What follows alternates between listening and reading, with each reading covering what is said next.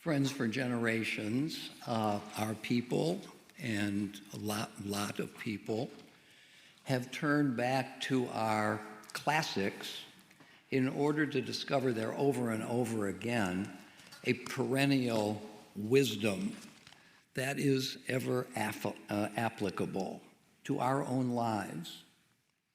I want to begin by citing a passage from Homer's Odyssey, which was first uttered, first orally and then written down, probably 3,500 years ago. Well, we still read it today, and we're still stunned by the insights and the power. It's perhaps the greatest adventure story in all of literature. And as many of you know, it concerns Odysseus and a group of men who are returning home from 10 years in the Trojan War, and it takes them 10 years to get home. So he's away from Ithaca for 20 years. And Homer creates one astonishing adventure after another. And one of them involves a group of voices, women's voices, known as the Sirens. And Odysseus is warned by Circe to do everything you can not to succumb to the blandishments of the Sirens, or else you will never make it home.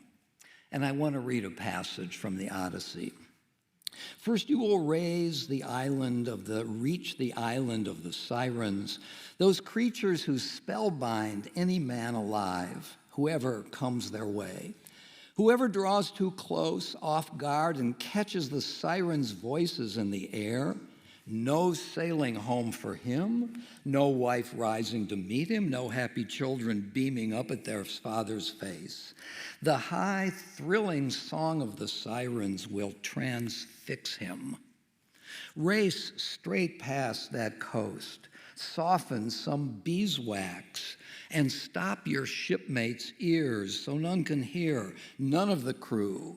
But if you, Odysseus, are bent on hearing, have your men tie you hand and foot in the swift ship, erect the mast block, lashed by ropes to the mast, so you can hear the Siren's song to your heart's content.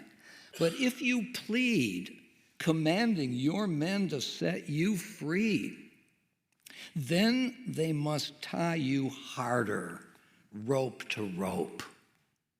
It's the only way you're going to make it through, because you're going to want desperately to respond to the Sirens' call. What are the Sirens? They have alluring, seductive voices. They're ongoing symbols of dangerous temptation. They are the ones who cause one who binds or entangles to them to succumb to their magic song. Now, the other day, I read a review of Jonathan Haidt's new book with the title, The Anxious Generation, with a subtitle, How the Great Rewiring, what he means is smartphones, how the great rewiring of childhood is causing an epidemic of mental illness. Let me read that title again. The Anxious Generation. How the great rewiring of childhood is causing an epidemic of mental illness. And I read a review in the Wall Street Journal recently by Peggy Noonan. And here's what she says. This became the first generation in history to go through puberty with a portal in their pockets that called them away from the people nearby and into an alternative universe that was exciting, addictive, unstable, and unsuitable for our children and our adolescents. The first generation in history to go through puberty with a portal in their pockets that called them away from the people nearby and into an alternative universe. We've all seen it. Whenever I get on the elevator and there is somebody there, I say, "How you doing?" And maybe they nod, maybe they grunt, maybe they ignore me because they're on their phones. They're not connected to a person nearby, but they are inhabitants of an alternative universe that takes them away to an exciting, addictive, and unstable world. Our smartphones are our new sirens. Alluring voices, symbols of dangerous temptation that binds and entangles us through its magic. This is a danger, isn't it? And having looked at Homer and a contemporary illustration of what Homer has warned Odysseus against, I want to turn briefly to our Torah portion for this Shabbat, which is, as many of you may know, an interruption of the regular flow of Torah portions. We're now in the book of Leviticus, but the rabbis have decided to give us special portions for these days, especially the intermediate days, the intermediate Shabbatot in Pesach and Shavuot. And this is the portion about the golden calf and its aftermath. And as we may remember, after the people have an orgy around the golden calf, God is angry enough to want to abandon this people and to start again with Moses. This will not be the first time God has wanted to start again. God's experiment with humanity continues to run aground. Yet, God is hopeful. And therefore, God listens to Moses as God continues the history with the people. Although God's self, is alienated. And when Moses has received an affirmative answer to his insistence that God continue with the enterprise, Moses becomes so bold as to ask God two questions. Let me see your face, by which, according to Maimonides, let me see who you essentially are. Let me get into your heart and into your mind and know you directly.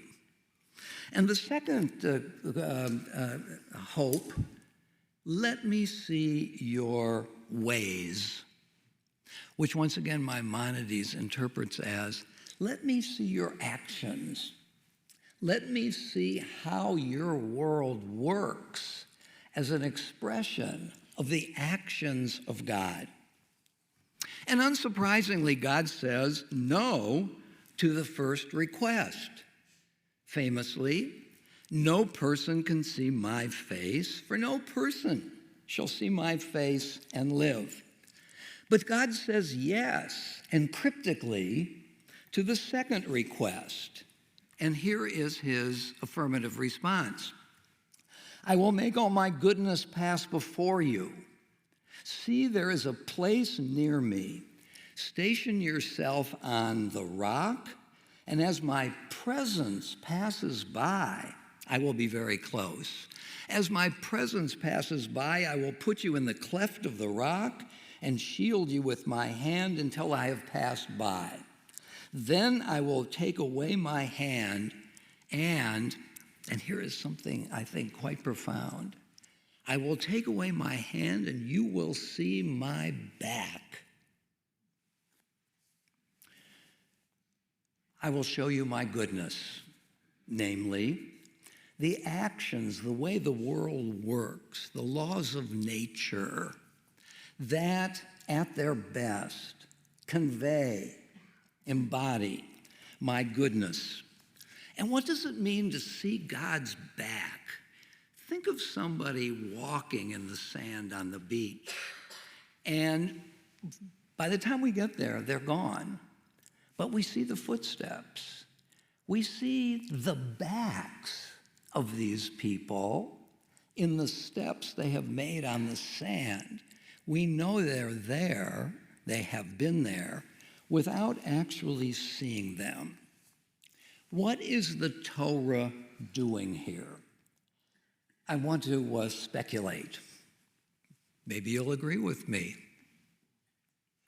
What we learn from this is what is important about God, and by extension, what is important about us, is not who we are essentially, but our actions, how we behave. How we behave is our calling card in the world, irrespective of who I might be. I had a friend long ago who said, I don't care if a person doesn't like me. I don't care if a person is prejudiced against me. All I want is socially acceptable behavior when we interact. What counts is the glue of society and not what we might harbor in our hearts. It seems to me that the Torah is moving and working toward that idea. Don't think in theological terms. Who is God? Think about the world that God is alleged to have created and what this says about God, for better or for worse. But that's where the rubber meets the road. What is important is, by extension, our actions and our willingness to act intelligently and boldly, to solve the problems, and now I'm focusing on smartphones, that beset us. We are called to act. And that's what an optimist does. An optimist recognizes that our actions are moral matters, not just products of our volition. We have an obligation to act and to act well. And we do have a problem, the suffocating prevalence of technology in the wrong hands. Whether they're ill-advised and with malevolent motivation, or whether they're too young to handle it and therefore taken away. It's a plague. I think you'll agree with me, as Jonathan Haidt and Peggy Noonan point out. So, do we have, as our Torah portion encourages us to do, the will to face the sirens of our time, the tempters, the dangers to our personal and collective well-being? Do we have the will to resist and to put that technology in its proper place? This is not an anti-technology point. Technology is morally neutral. Depends on what we do with it. And we can do wonderful and benevolent things, or we can have them turn against us and expose our baser nature. So do we have the will to act? And it'll be hard, because the current is going quickly in one way. Do we have the courage to emulate God's response to Moses? I will not show you my face, but you can judge me by my actions. Now, I want to conclude with a famous joke, and some of you know it. What's the difference between an optimist and a pessimist? The optimist believes that this is the best possible world, and the pessimist fears that he is right. Who are we going to bet on? Who do we want to bet on? Who will prevail? The optimist or the pessimist?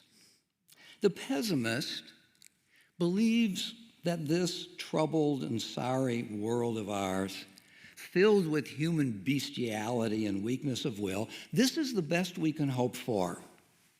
Or as we might quote the book of Ecclesiastes, thus I realize that the only worthwhile thing is to enjoy ourselves, to eat and drink and be merry and spend our days in enjoyment. The optimist is the one who believes that the world is filled with possibility, in which we have the wherewithal within ourselves to examine the problems, to devise the solutions, and an attempt to make things better and never give up. The difference between the optimist and the pessimist is a fundamental premise. Is the world stuck where it is? And is the future closed? Or is the world open? And can we dive into that openness and make changes? We face another danger, one of many we are facing in our times. Can we muster the strength? Can we muster the will to sail past the sirens as Odysseus finally did, the sirens of our time, and to emerge whole?